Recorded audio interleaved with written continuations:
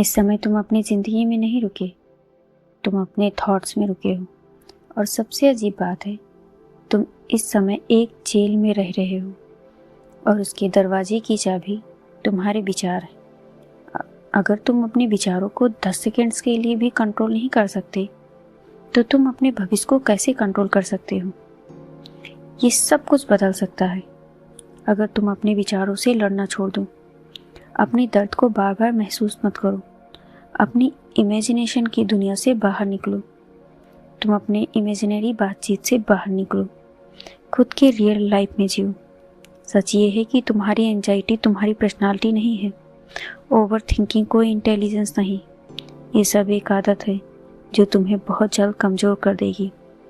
तुम इसलिए नहीं थकते क्योंकि तुम्हारी बॉडी हैवी है। तुम इसलिए थकते हो क्योंकि तुम्हारा दिमाग कभी चुप ही नहीं होता। तुम सोकर बिस्तर से नहीं उठते, उससे पहले ही अपने विचारों में दौड़ने लगते हो। अपने भविष्य की चिंताओं में उलझ जाते हो।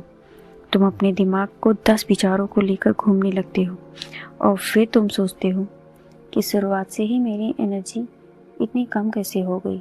चेस्ट पर टाइटनेस महसूस होती है, बॉडी भी थकी रहती है। मैं तुमसे यही पूछना चाहूँगी कि तुम कब अपने प्रेजेंट मोमेंट में रहते हो?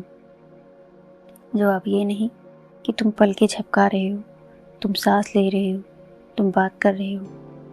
इस सवाल का जवाब है, तुम तब प्रेजेंट मोमेंट में रहते हो जब तुम अपनी आंखों से दुनिया को देखते हो, ना कि अपने विचारों से।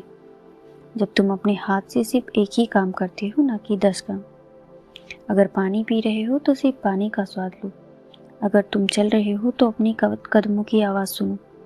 अगर तुम साइलेंस में बैठे हो तो सिर्फ उस जगह को देखो बिना विचारों के।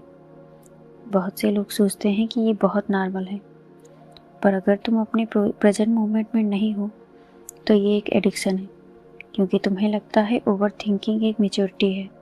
तुम सोचते हो कि चिंता करने से हम जिम्मेदार महसूस करेंगे। तुम सोचते हो कि अपने विचारों में रहना एक इंटेलिजेंस है।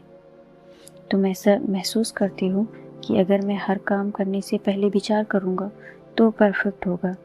अगर मैं हर घटना को पहले से इमेजिन कर लूँगा तो सब सही होगा। तुम हर छोटी बात के बारे में सोचते हो।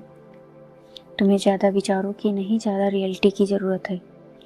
जब तुम अपने विचारों में रहना बंद कर देते हो, सब कुछ बदल जाता है। ये दुनिया नहीं, बल्कि तुम्हारे जीवन में होने वाली घटनाएं, क्योंकि तुम अपने विचारों के जाल से बाहर आ जाते हो, जहाँ तुमने अपने शब्दों के साथ एक जेल बनाया हुआ था।